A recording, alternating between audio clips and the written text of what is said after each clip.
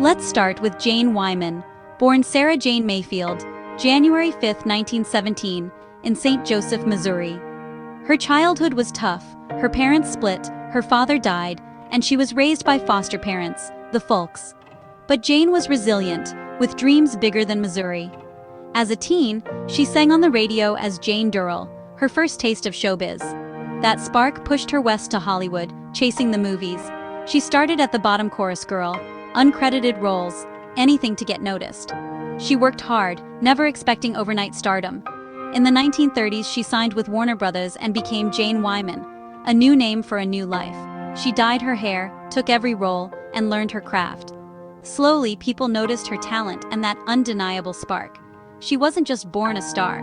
She built herself, step by step. Jane's story is about grit, ambition, and never giving up. She turned every setback into fuel for her dreams. From Missouri to Hollywood, she was always moving forward. That's how legends are made. She didn't wait for opportunity. She created it. Every small part was a building block. By the end of the decade, Jane Wyman was a name people remembered. The journey was just beginning. Hollywood was about to see what she could really do. In Hollywood, Jane worked non-stop. Dozens of films, mostly B-movies at first. But she gave every role her all, earning a reputation for professionalism and heart. Her big break came in 1945's The Lost Weekend, playing the devoted girlfriend in a powerful drama. Suddenly, everyone saw her dramatic range. She followed it up with The Yearling, earning her first Oscar nomination. From chorus girl to Oscar nominee, her rise was unstoppable. She was no longer just the bubbly blonde. She was a serious actress. Jane had a gift for expressing emotion with just a look. Hollywood took notice. Better scripts, bigger roles. She was transforming before everyone's eyes. This was her moment. She proved she could handle anything. Comedy, drama, heartbreak. Jane Wyman was now a leading lady. Her performances were honest, raw, and unforgettable. The spotlight found her, and she was ready. She was just getting started. The best was yet to come. Jane Wyman became a true star in Hollywood's golden age. She was versatile, one day a musical, the next a heartbreaking drama. Her defining role came in 1948's Johnny Belinda, playing a deaf-mute woman. She immersed herself in the role, learning sign language and studying the deaf community. The result? A breathtaking Oscar-winning performance. Her acceptance speech was famously brief. "I accept this very gratefully for keeping my mouth shut once.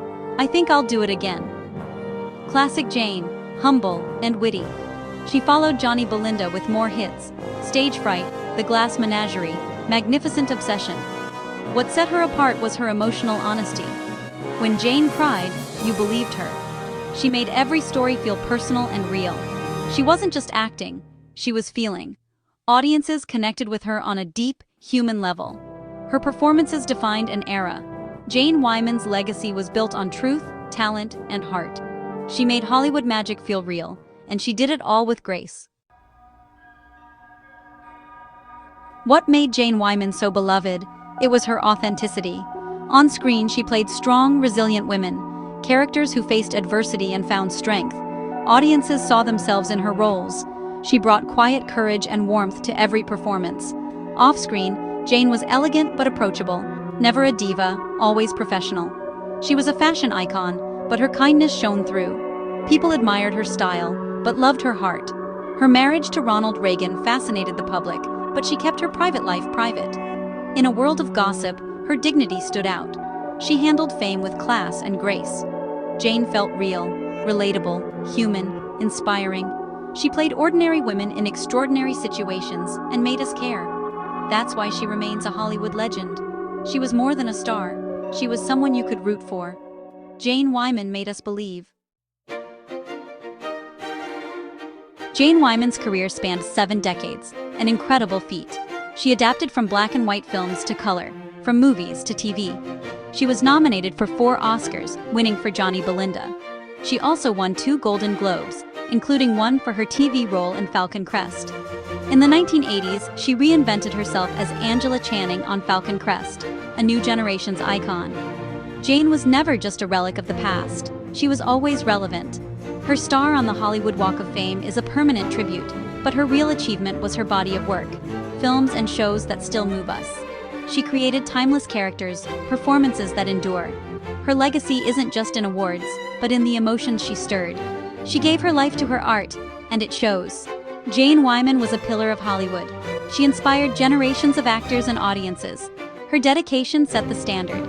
She was and is unforgettable. Her work lives on. Jane Wyman passed away in 2007, age 90, a true end of an era. She retired quietly, focusing on faith and painting, living with the same grace she showed on screen. Her passing marked the loss of one of Hollywood's last great stars. Tributes poured in from around the world. She was remembered for her heart, her strength, and her artistry. From Missouri to movie legend, Jane's journey was remarkable. She taught us that resilience and kindness matter. Her characters and her spirit live on. We're grateful for the joy she brought, the stories she told, and the inspiration she gave. Jane Wyman was a legend, in every sense. If she were here, she'd keep it simple, just a warm smile and a quiet goodbye. This is Jane Wyman. Goodbye.